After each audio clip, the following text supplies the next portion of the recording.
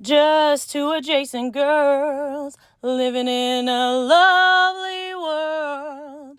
They took a podcast train going anywhere, but kind of specifically through Austin, Texas.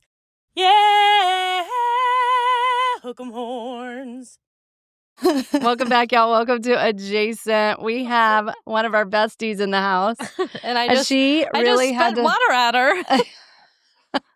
It's already been a morning. She had to come north of the river. I spilt my mimosa all over Michael's car and inside my backpack. I had to clean all of that up before you walked in. We're so glad you're here. I'm so you look happy. beautiful, as always. Thank you. Who do we have today, Shelby? Nature Mom. She just goes by Nature Mom. Nature Hello. Mom. Nature Mom in the house. We have Krista Kuhn in the house. I knew you before you got married as Betsy. Yes, you remember. Yeah, we were at your bachelorette party where Jody did a dick up Yes. at the Mr. Gaddy's. That's actually one of my favorite memories. This is a dick up. Can we have some free pizza? And we got a free pizza. Because we had all those, I don't know why people do this for bachelorette parties. All the dick guns and the dick phallic symbols everywhere. No, whatever. you can't let your I kids think listen Krista's to this. I can't let my kids listen to this now. We're going to skip to minute 3 where they stop talking about dick guns. Sorry, kids. We've had almost your whole family on the podcast. Yes. River, you're next. He's so cute. I know. Your kids Yeah. are the cutest things. They're gorgeous, by the way. Which we knew they would be because Yeah. you're their mom and you're so pretty. Uh-huh. You're so pretty. All right. So you're a Sagittarius. Yes. And I was reading your stats and they seem to be right on. Okay. Adventurous, independent, optimistic, honest and blunt. Yes, for sure. Curious and philosophical. I feel like all those things are definitely you. Yeah. I don't think there's That one was thing not that a isn't. beer. My mom just was like, this weekend was like, you're very blunt. Well, you've had some blunt conversations with Shelly and I. Do y'all have anything new to share? I love it. I loved it. I feel like if people can't handle my bluntness, then they're not my people. I mean, I'll accommodate where I can, but that's just the way it is. Yeah. But usually, you might say things at first that, you're like, whoa, where did that come from? Well, but then with further inspection, you're like, she's spot on. Yeah. Super honest, super, just up front, but not in a cruel way. Yeah. Yeah. Well, I think I always love whenever you share anything with me because I know it's heartfelt. Yes. And I feel like your space is always trying to make people be the best them. Like, why are you going to eat that pizza? That's not going to help. That pizza's not going to help you. I'm sorry. We're at Boomers and they microwave that pizza and you should not have another slice. I think that is just helpful information. You're going to have heartburn later. Well, tomorrow morning is going to hurt. Yeah. Yeah. It depends on the person. Penny. Yeah. Gertie. Gertie. Yeah. Lots of names. I can't tell Penny her Gertie. not to do Yeah. that. But Oh, well, she's like, watch me. I'm going to eat this whole pizza. Yes. I just advise. Yeah. Just a recommendation. really, Boomers. I know, Food Boomers. at Boomers. You're going to eat a microwave pizza at Boomers. And then you guys like to go to, you guys used to go to gyms afterwards. Yeah. But we don't go there anymore because they wouldn't let Jody use their Because they were liars. They said, do you have a charger that I could charge my phone so I can get an Uber to leave? No.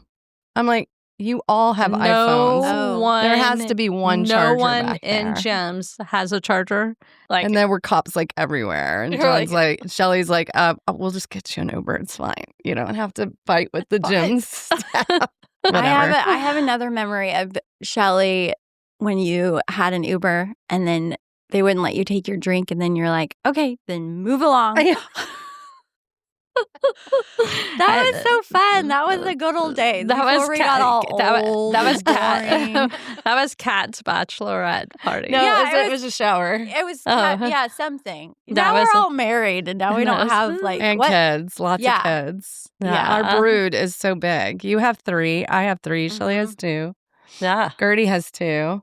Yeah. Kat has 2. Yeah. Tammy has 2. Yeah. I mean, it's just so many babies. Beautiful. Your kids are so beautiful. Okay, let's talk about nature, Mom. Okay. It's one of my favorite things. Okay, let's go. First of all, I have to say this about you. You are one of the most spiritual young people I've ever met. Like, you are so centered at such a young age. Where did that come from? My mom. Okay. What was it church? Where did it come from? I think just she was a hippie. And so she brought that spiritual grounding love of nature with her. And then actually her mom, they were also very appreciative of her parents were also appreciative of nature. Her mom was like Christian Science, I think it was. So all about like natural healing, letting the body heal. So I guess it's just passed down. And then like my childhood experiences of growing up in remote mountain town and being surrounded by nature and just going outside, that's the connection that you feel. Grounded. And the peace. Yeah, and the grounded. And just my experiences, like she was always involved in more like new agey church or like new agey groups. So I learned at an early age how to meditate, how to like, they would say like root your body into the ground. And so just that early age exposure and finding my core. So yeah. You found yourself at what age do you think you were like self and connection? Like at what age? I mean, as long as I can remember, I felt a connection to just like more than myself. Like there's something bigger out there. Yeah. And just finding. I mean, I was outside all the time as a child. That peace. So Krista and I have connected over like some great spiritual conversations. Like we have had deep, and we giggle and we're silly and stuff like that, but deep conversations about the world and life and everything. And to me, you're an old soul and you got it so young. I don't feel like I recognized it until I was in my 50s. So, and you've found it so early. And that second mountain and stuff, like getting to that peaceful place. I love that. And I love that you found it so young. And I see it in your kids. Do you see that? Yeah, I just had the conversation with my mom of like just passing. That's one of the best things you can do is just passing that love of nature, how to find peace down to your children. I mean, that's what you can control in this life is your family to an extent, or at least like what you expose them to. And so just lots of different experiences. So, the angel cards that we do and the animal cards. I love the animal cards. Yeah, that was all. My mom had that when I was younger. So, wow. And some other of those just always involved. And so, my sisters are the same way. We all have like, I guess it would be considered witchy, spiritual connection. Yeah. I think the word witch has gotten like a bad, just kind of a bad reputation, but it's basically just a connection to the nature and around you. It's not like you're a witch over there concocting like, I'm going to have like, different concoctions. She has some dolls. She's like, tell new stories. Yeah. I mean, it has has a history. Like what I could do in the old days, probably I couldn't go stare at the moon and be like, I like the full moon and just feel the peace that comes with it. I'm sure that type of terminology back in the day wouldn't pass. It's really just independent women that, were labeled. Yeah, that's true. They truly. Where are you from originally? I was shocked when I read this. California. I had no idea. We're both California girls. What part of California? I was born in Sacramento, and then I moved up north to Portola, Plumas County, which very remote mountain town in the Sierra Nevadas. Okay. Wow. When I was 3. Beautiful. So, oh my gosh. So you're out in the remoteness, and now you're in the bustling city of Austin. How did you get all the way over here? It's a long road. Long road. I mean, it is. How many people lived in that town? There was 2,000 people total. Okay. Wow, totally tiny. Okay. When you were growing up? When I was growing up. Oh my gosh. We didn't even. So your graduating class was 4 people? Well, so that's my story. My graduating class was in San Angelo, Texas. Okay. So I'll start. Okay. So I grew up in Portola. We didn't even have a stoplight. Like, we didn't have any. What was nice is, like, they would keep, like, chains out. And so it's all, like, local businesses. I love that.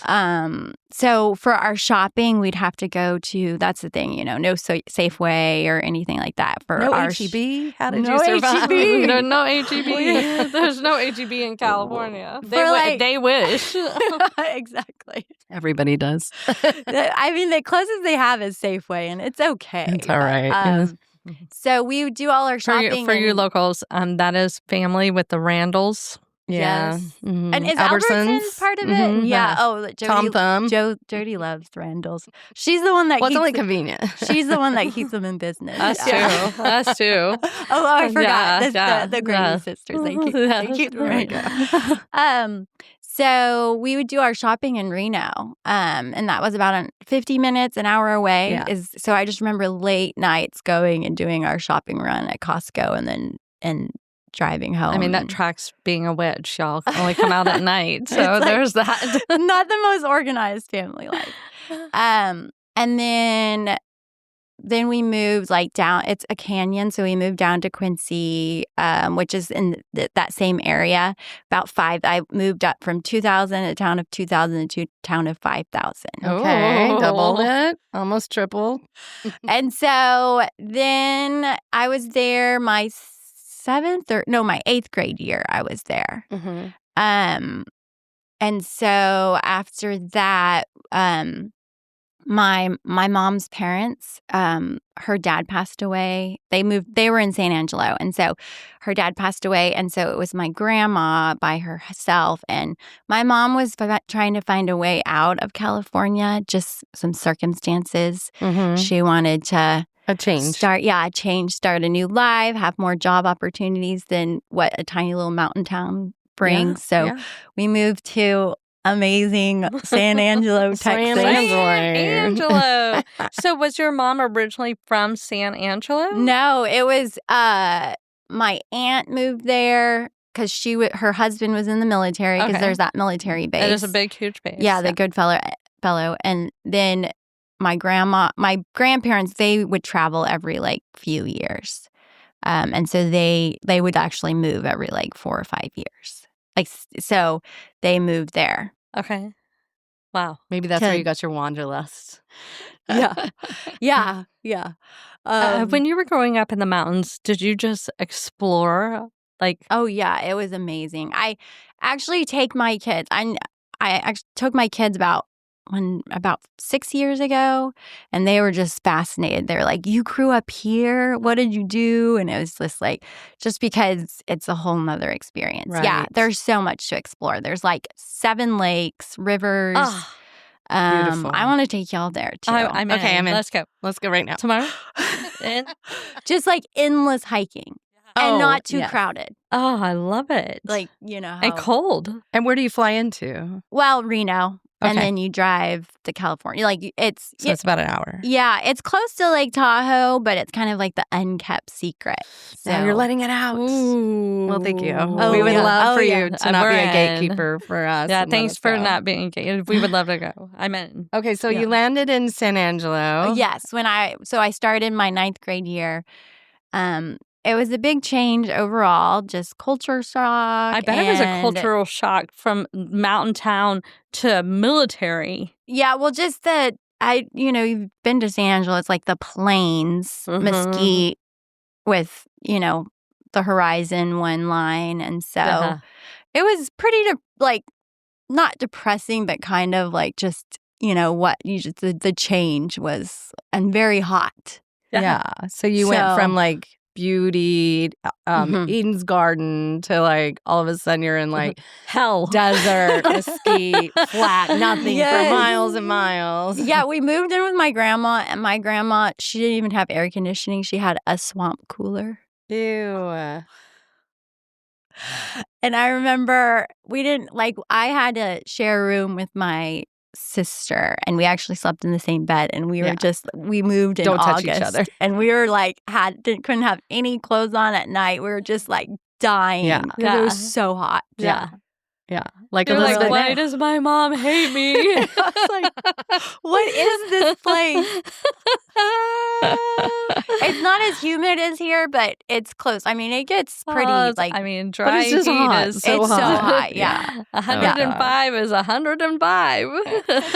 Exactly. Oh my gosh. Yeah. So that must have been a huge culture shock. How many kids were in your high school? Much bigger, right? Yeah. So San Angelo is about, relative, but it was like so when I Shocking. was 14, I was like, this is such a big town because it's gosh. They had so many stores and chain stores. Yeah. And then you're like McDonald's. I know. There's so many McDonald's in this town. Wow. So I went to Edison High.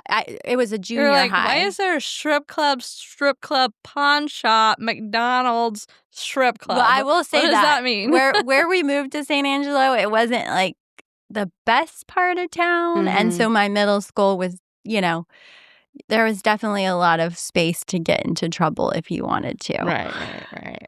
Oh my gosh. Wow. So that was preparing shock. You for us. Yeah, so that was a lot. I think that I can't even remember the population of Edison. It was a lot though. And I became I was the minority as far as there was just a handful of other white girls. Yeah. So it was a different experience, in that sense. Yeah. But it was a great experience as far as learning about the Hispanic culture in that sense. So I learned lots of bad words and everything else. In a different language. Oh my gosh. Shelly's just rolling them out. You mean like this one? And what about this one? And then, my brother, he was a senior when he moved. Oh. So he went from, and so the high school there was actually 2,000 people, the whole high school. Yeah. We came from a town The of whole town. And then the whole high school it's a huge, Central High School is huge. The numbers. Because there was only 2 high schools in that town. So it was a lot. And it was not a good year for him. So he actually moved back with his friend halfway through his senior year, just because, it's so hard your senior year to try to fit in, find a groove. Well, he was probably a star and it was doing really well in high school. As far as he tried out the tennis team, and he was like, I'm just gonna walk away. But there in a tiny little mountain town, you can just get on. Yeah. Also, the balls fly further because there's no gravity. There's no gravity because there's no humidity. Because you're closer to the sun. Oh, okay. Yes, I see. Yes. I never saw that. Actually, this is off topic, but speaking of altitude, when we were in Yellowstone, we wanted to we wanted to wake up super early, like 4:35 to go see the animals in Yellowstone. Oh, yeah. And so we're like, what kind of quick breakfast can we do? And so we started boiling eggs. Ooh. Oh, And different. But that It smells. took forever Uh-huh. because the altitude Yeah. change. It and does. It boiling, makes the and boiling we weird. kept being like, it's still not ready. It's still not ready. Should have scrambled them. No, it's crazy. It's a crazy when we Well, lived. it's something to take in the car we wanted to eat, something easy and healthy. That's so why it's you need tortillas. They don't have tortillas in that house. Yes, we do eat that. We love tacos. That's all. We do cassava flour, though. Yeah. Tortillas. There's no flour tortillas in that house. Sorry. Let's be clear. So after you made your way out of San Angelo High School. Well, she did, yeah, after you finished. Oh, yeah. So then, so I went Edison and then I went to, And I liked how you said that because, I made my way out of. Made your way out. Out of Central High School. Yes, I joined the military. Right. Yes. And you joined the Air Force. I joined the Air Force, yes. Yes. Yes. I mean. It was the fastest way that I could leave. Get out. Mm-hmm. Yeah. So where were you based?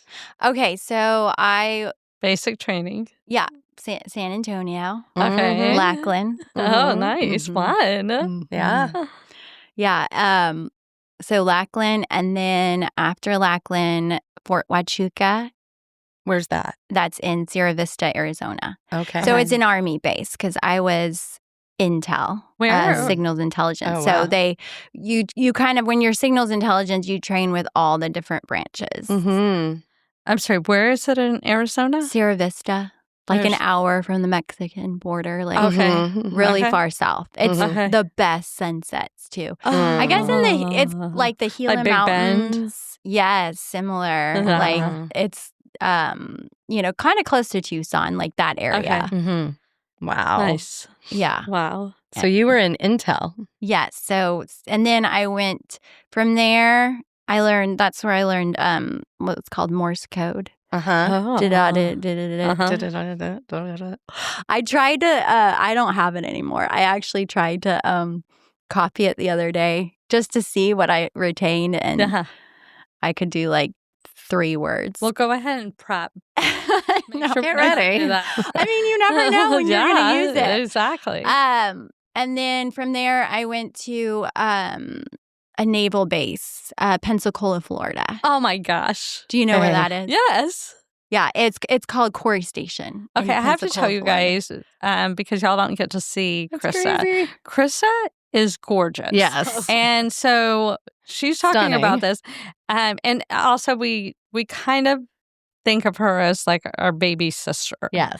And like Yes, we love her, definitely. like, even though she's But definitely the smartest smart- out of the 3 of us. The smart baby. Sometimes a little brother, right? Yeah. Depending. Oh, a little. Well, that's Gertie. Yeah. Gertie's like, clean up your mess, little brother. Like, So you made it. You were in Arizona. You're doing Intel. You know Morse code. Yeah, and then Pensacola, Florida, where I Mhm. learned Oh, to Florida. like break signals from Wow. the enemy. No, I'm just making it sound cooler than it that actually sounds is. incredible. Espionage. I just finished the book, The Rose Code.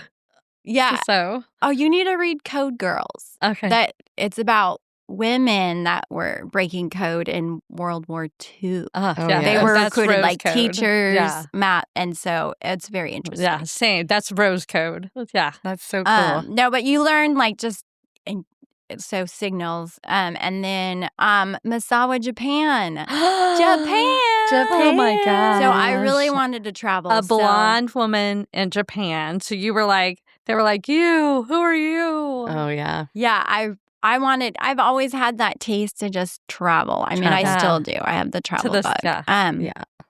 And so I was really excited when I got. And Japan. on travel with Krista, low drag. Like she'll sleep in the back of a truck. She don't care. Let's go. Let's go. Has your Yeah. taste changed now that you're not like just, do you feel like you like things a little with some creature comforts? Oh yeah, like I'm too old to sleep on couches. Mm-hmm. You know, I need a bed and a nice pillow. Yeah. Yeah. A pillow would be nice. And earplugs. I bring earplugs with me. We've trained her well.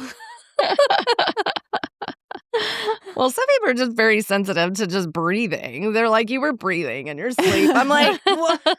Tammy Thompson. I mean, I would still do hostels. Like, I've done that. There's some nice ones. Yeah. Peyton just went to Amsterdam and stayed in a really nice hostel. She said it was lovely. But she did have earplugs and stuff. No, that's a must, especially like bunk bed. Yeah. Especially with 3 kids. Yeah, well, I mean, I don't think I would take my family to a hostel. Hey, here we are.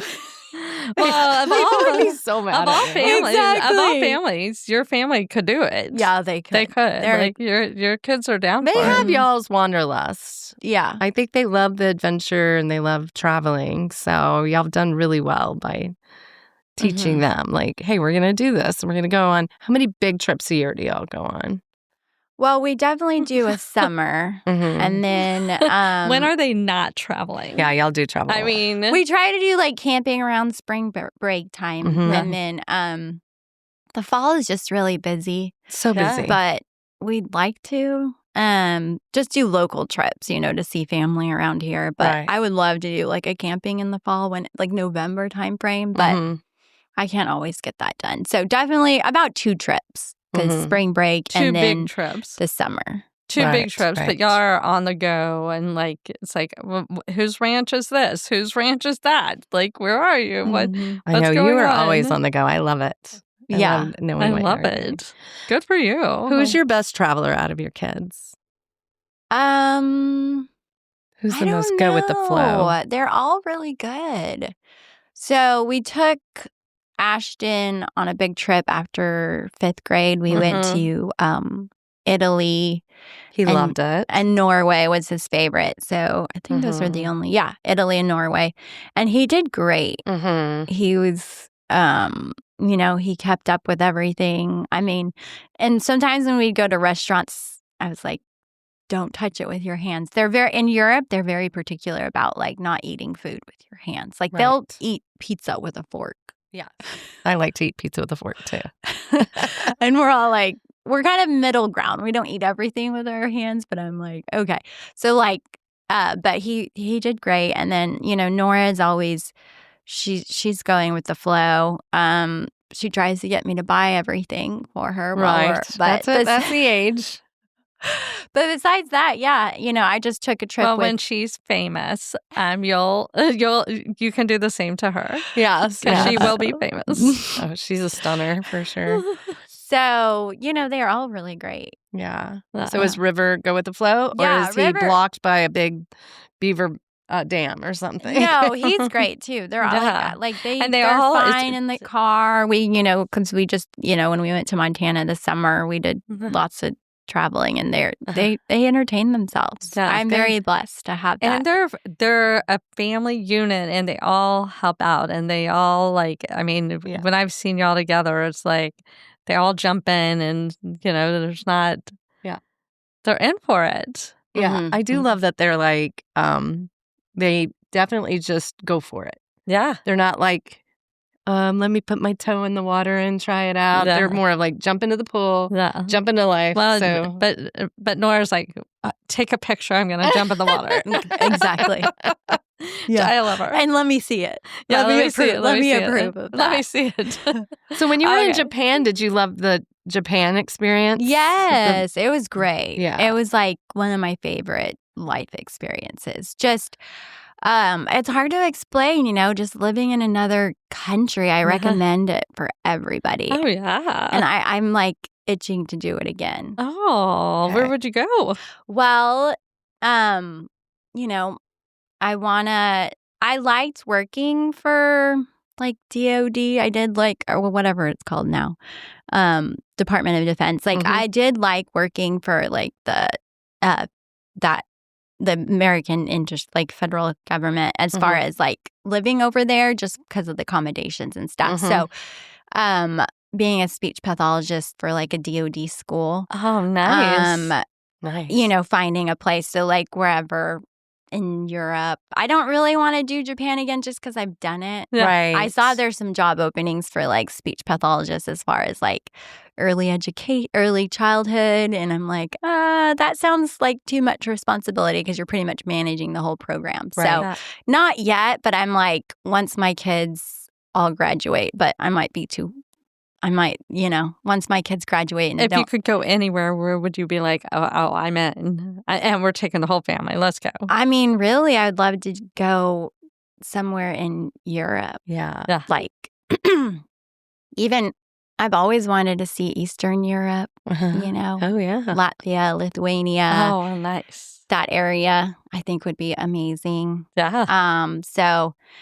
Or like another Asian country besides Japan. I don't know what all the countries that we're currently based in. I know South Korea is one, but it's too restrictive there. Yeah. Too volatile. So when I lived in Japan, I was in Misawa, Japan, so that's northern Japan. Wow. In like the far north of Amori. So it's about 3 hours bullet train. Good snow. It's like actually it's close to one of the snowiest cities in the world. Wow. Yeah. I think it's called Amori is the snowiest one. So lots of snow. Oh my gosh. Yeah, so much snow. And so which I think people don't realize Japan has that level of snow. Yeah, I don't think they realize. Pretty far. Yeah. Well, yeah, even we went to Hokkaido, which is they still have like where they live in igloos up there. There's like you go and you see igloos, and they have a beautiful ice festival too. Yeah, they have it. So Adrian's dad was stationed. He wasn't stationed. He worked in Japan for 5 years. He so was a him pilot. and Suzanne lived in Japan, and they went to all this. Where did I wonder? I don't remember if they said the name. What's the main outside of Tokyo? They were. Oh yeah. So there's like a few bases outside. There's a naval base and an air force base. So Tokyo's very busy. But we'd go there, and I remember. So Misawa, Japan's remote. But it was so fun to like travel around because they're not used to Americans, and your blonde hair, and like they lost their mind with Suzanne. She's tall and she had blonde hair. They were like, "Can I take a picture? Yeah. Can I take a picture with you?" Maybe things have advanced since. Yeah. No, like close to the base. That's pretty much like the Misawa, the actual city. They really depend on that base. It's a joint base, so there's Japanese. Military and then American military. So, but that's like that's the bread and butter of that town, pretty much, is the base. And so, overall, it was favorable relationships, but not there were places that Americans were not allowed into. They said no Americans. Like, you just couldn't. Oh, thanks. Especially the ones that, like, the culture, like, they would have Russian women come, kind of like where you can rent them a little bit. I don't know. I can't remember. They're called juicy girls in Korea. I don't know what they are called in Japan. They didn't want the military men going in and competing with the Japanese men. We'll just say that. Yeah. Okay. Yeah. So they were like, and so, not all Americans conduct themselves in the best way, especially young men. So they just kept it. So it was like, but in other places of Japan, like I think in Okinawa, the relationship is not as like friendly. Okay. Just from just events history. Events history. And so, history, but in Misawa, the people were all very friendly. How long were you in the military? So total 6 years active, and then I did when I was going to college, I was in the Air National Guard. So Japan was.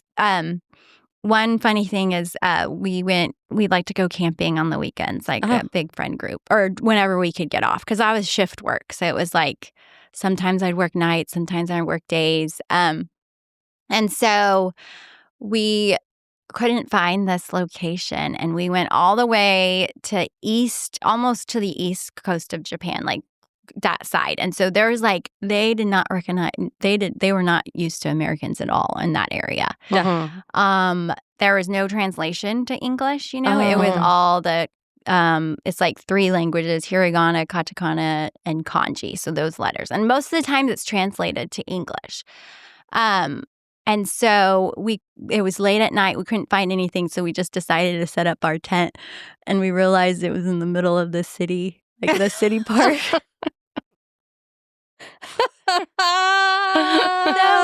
everyone was just like staring at us. They're like, look at these assholes. That's hilarious. We never You'll wake up and everybody's like standing outside your tent. We were gonna meet somebody. We're gonna meet this group, and we still couldn't find them. And so at one point, we were just walking around screaming their name, like, "You're around here somewhere, Molly!" And nobody spoke English, so we couldn't stop and be like, have you seen these people? Yeah, or ask for like where this. I mean, on the map we could, and they could try to tell us, but then we were like, oh. Well, and we need to say this to people: this was before Google. This was not. We did not have a cell phone. You did not have a cell phone at this time. You had to use what is called a map. Yeah, early 2000s. Yeah, like there was a map, like, and a map was a piece of paper. Yes, that's what and you had to unfold it, and you had to find the quadrants, and then you would highlight your route. Yes. Oh, it's so funny trying to explain this. Well, make your kids do it one time because it is. I think it's a great life skill. Yes, yeah. I think we should just go on a map just so because they still cannot. Because technology fails sometimes. Yeah. They still can't like wrap their head around like how we existed before Google and cell maps. phone. Yes. Yeah. And you can see we have family members that didn't even have phones. Oh yeah. And their houses. Yeah. They're still alive. Isn't it so? I know I actually started going places without my phone, just the freedom. Doesn't it feel so great? Oh my God. Yeah, when my phone dies, I feel like I don't have a phone. So. I love it. New challenge. Yeah. Sometimes I'm leave your house without your phone. Because Nora doesn't have a phone right now. Like it's just connected to like when she's home. And so she went to the homecoming game for small. Oh, cute. And I was like, which is nervous a little bit because she's going by herself to meet friends. Yeah. And I was like, how do I get a hold of her? How does she know? And then I was like, there's no payphones. What is she going to do? Well, I was just like, wait. I mean, we grew up. Trust and believe. Yeah. Like, let them. Exactly. Like, I was like, well, how long did kids survive without phones? It's not necessary. Yeah. So it made me feel okay. You had to talk yourself down. Yeah. Well, just because I think we're just so used to having control. Access. Yeah. Yeah. We're just like, we're not used to But you remember how lovely it was not to be, I mean, you're doing it. You're leaving the house without your phone. I love this. Do you remember that you used to be able to leave the house and nobody could get in touch with you? No, that's what I like. It's it's a constant distraction. Yeah. You don't realize it until you don't have it. Yeah. And you're so much more in the present moment when you don't have it. Put it away. Where's my phone? Where's my phone? I mean, in certain situations, like... No, I love it. But... challenge accepted, Dolly. Okay. I love the idea. I feel like I don't have my phone most of the time because it rarely works. I just put it away. And then I'm just like, I don't want to deal with it because I just hate looking at my phone all the time. No, you're good at that, Jody. You're good at, like, keeping space. Well, I went through... definite times when I was really tethered to it. And so now it's like, I just don't want to look at it, you know? It's such an albatross, you know? Well, let's challenge people. Like, leave your house without your phone for 2 hours. Give it a try. Give it a try. Yeah, it'll be fun. I mean, you know what they're doing? We went to a comedy club at the Joe Rogan? Yeah, Joe Rogan's. What is that called? Like this mothership. So we went there and they actually take your phone and lock it up. Yes. I think that's so brilliant because it like then you're really listening to the comedian. And you're not busy about trying to like get the right picture or recording their they don't want you to record. I mean, can you imagine ACL if everybody put their phones away? Oh wow. What a different experience. Yeah. And you know, I'm thinking about like does everyone want to see a video of them performing versus just being in the moment. Because I feel like now that I think about it, you almost lose being in the present moment when you take your phone out and record the song. Right. I mean, it's nice to listen to just after, be there. but it's a whole nother, like, just, I feel like that we don't realize the distraction that it causes in our brain. Right. I guilty. I'm guilty of it 100%. Mine is usually like, hey, I want everybody to know who Briscoe is. Yeah. And so here's Briscoe. Love them like I do. We're not shaming you. No. But I'm guilty of it. We've all done it. And I do know the difference. It's like I'm in the moment. Red Rock. Like Red Rock, the Wi-Fi is not great. There's no need to pull your phone out. And that experience is spiritual. And it's like, don't pull your phone out. Just enjoy this beautiful day. And it's like, I love that. Yeah. I need to do a concert there. It's magical. Yeah. Magical. Sounds like we've got some ideas for some trips, guys. Yeah. I would love a road trip. I love camping with Krista. I love it. Well, we've been on a road trip where my car just ran out of gas. I forgot to get gas before we left. Remember? And then Shelly's like, I'll go find the driver. I'm the least hot one. I'll take it. And I was like a nervous wreck. And then Shelly pulls up. Well, you were not feeling the best either. Oh, I was so hungover. Oh my gosh. It was awful. I felt like we were like part of that because we're in the middle of nowhere and we're just walking. We're like part of that song where it's like, that old song. It's like, nowhere to go. And they were just walking. Yeah. That was us. The adventures we've had. I know. The adventures we've had. So after the military. Yes. Present day. Yeah. So many stories. Japan was great. So many stories there. I went to Hiroshima, which was a great experience. Oh my gosh. It was very emotional. Wow, yes. But like the people there were just so lovely and they just wanted peace. And it was just all talking about like how horrendous war can be. And it was like, it was so great. And I was taking college classes. I was taking college classes. They had a University of Maryland at that base. Oh. So you could take college courses because that's the one thing about the military is they promote education and they really want you to get people to grow. They want you to advance. And so they offer, they pay for your college and they provide a university there. Wow. So it's like, I mean, it's the best opportunity. Yeah. So I was taking speech, the class, and I did a whole, I think it was I did a whole speech on Hiroshima and like kind of what we could have done differently to not have to resort to that. So it was great. It was great. Like, and I had like stories that I brought from the survivors. So that was a great experience. But anyway, so great learning experience. And then there's not enough books from that area on that experience. Well, it's like if you find one, send me the link. Yeah. Actually, I read one. I read a story just because we don't know. Like, also after the atomic bomb, there were so many kids that ended up dying from leukemia. Right. I read a book to my kids about like this one little girl. I can't remember. I'll send you. Please do. Yeah. So terrible.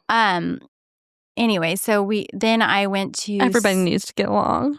Exactly. Oh my gosh. Well, it was interesting seeing their perspective because they had a history, a whole memorial museum. And it was interesting to see their perspective as far as like how like just that perspective versus what we were taught in school. Yeah. So it's terrible. It's so interesting. Like historically, the stories were told, the history, our version of the history versus like another perspective. Books from all different cultures or different countries. Yeah, I told you. Yeah, the list. The list. I showed. Yeah, I've sent you like that. Yeah, so. Share it with us. We'll put it on our Facebook. Yeah, I love that. Yeah, it's slow coming, but well, there's some that are so hard. Yes, so hard to read. I like Irish is like their communication. It can be very hard for me to process, and so it's like I need to.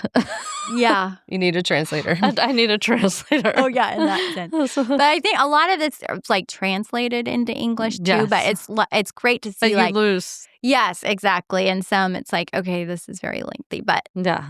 it's still great. I've learned a lot just from the books I've read. But Krista and I are both lovers of historical fiction.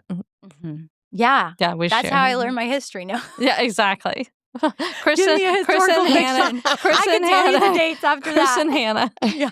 Chris and Hannah is our history professor.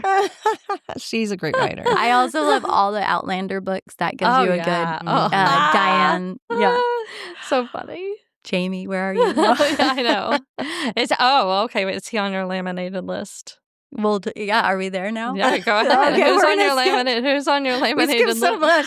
Okay, San Antonio, Texas is where I ended up, y'all. Right. Y'all. It was great, though, because I miss my family so much. I was over there. I did not see my mom for a year and a half. I did not come back to America for a year and a half. Oh, my land. And I got homesick bad. Like, it was kind of like, I had a breakup and then like it was like everything, friends moved, because that's the one thing in Japan, you get close to someone and then they'd move and so you've that's the hardest thing about the military. So many goodbyes. Yeah, so many goodbyes. Oh my gosh. And so I came back and I was like, okay. And so it was like I wanted to go to the East Coast because I was like, never been there, but God just it provided San Antonio, Texas. Oh, I love it. 3 hours from my family. Oh, that's great. And so it was great. Yeah. It was great coming back home. Yeah.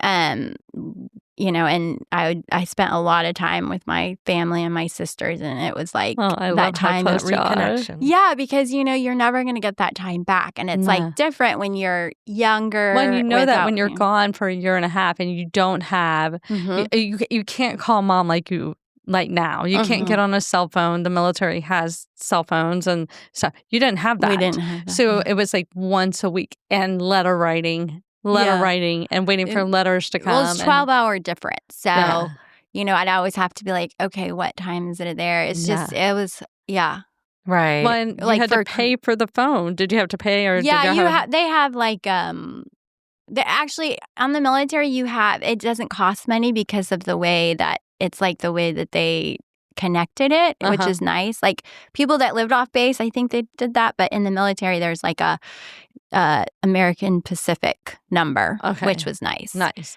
So how often were you able to talk to your family? But not very often. I know, just because it's the 12-hour difference. Yeah. 9 o'clock. Well, 9 you were working and and shift work. And you were camping in the middle of the city. I was camping.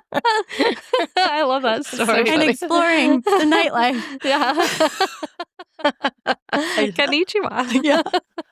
So fun. Oh my gosh. Kamikaze. No. But so San Antonio, and then I knew it was time for me to move on from my military experience. So I went to Texas State. Woo! San Marcos. Go Bobcats. Yeah. So that's lovely. Yeah, I loved San Marcos. So fun. Yes, it was great. It's a great university. I feel like you should be one of those characters in It's a Small World. Those motorized robots. We just see you in all your different worlds. Oh, cute. I have to say, we're probably going to need a part 2. Yes. Because we're almost out of time. I know. Believe it or not, it's been an hour. I know. We need we could do this all day. Be like an ongoing series. I know. It's like Krista has so many stories that we haven't even tapped into. I know. This is just the iceberg. There's so much will you come back? Depth. Yeah. And we can do it virtually. Okay. Yeah. Come all the way north of the river. Gosh. Golly. Oh my gosh. Did you start melting when you got up here? There was a little anxiety starting to kick in. You're like, where am I? What is this place? Why do people live here? So in part 2, we'll go into after college. What did you do with yourself? How did you meet the love of your life? And how did you have these 3 amazing kids? On a plane. We know that story. Oh, but I want to hear your side of it. It's just It's such like a this fun... random guy just started talking to me on a plane. He is a chatter. Steak. You look like a steak. You look like a steak lover. You look like you can eat really good steak. You look like you like red meat. You want to join the Mile High Club? Hey, How okay, many but who's people? on your laminated list? Okay. Well, I don't know their actual names. I just know that's what okay. the role they play. Okay, that's well, fine. okay. I said Jared Leto. That's Okay. I know his name. Yeah, okay. And then because I've had a crush on him since I was in high school. Okay. Yes. Okay. He played in My So-Called Life. Yeah. Remember that? Oh my! And that was it. And he's aged well. Yes. Yeah. Yes. And then who the actor who plays Jamie, Sam. Oh, okay. Jamie in Outlanders. Sam Okay. Hugh. I can't remember his last name, but these women and their Outlanders. Wow, it is. Then they just did another series, and he had his brother. Or no, it's the actor that plays his dad is also super hot. So I don't know which one I would choose. It's a whole show. You're like, I'll take any of them. Well, they look yeah. Jamie's no, dad. not any of them. Just those two. There it is. Okay, that's not bad. At least you have a laminated list. I get so tired of people being like, I don't know. Nobody. We discussed that Sam. What was it? Kuhn. Okay. You know that I love that question because we discussed it at Camp Shellbell. Mm-hmm. Yeah, we did. It really tells a lot about somebody. Oh too. yeah, when they're playing coy. And they're like, I don't have a no, laminated list. Everybody and shared. It's like, yeah, here's my Kelly whole shared laminated list. Everybody shared. It's like, whoa. I feel like it kind of like you kind of learn stuff about people because somebody told me that Prince was on their laminated list, and I would have guessed. What circa? Who said Prince? I can't. I'm not gonna like drop. I'm not gonna drop names. I'll tell you after. Okay. Raspberry Ray. I want to know. Okay. All right. Well, we love you, and we're gonna do a part two. Part two, you guys. Okay. Get ready. Texas. Yeehaw.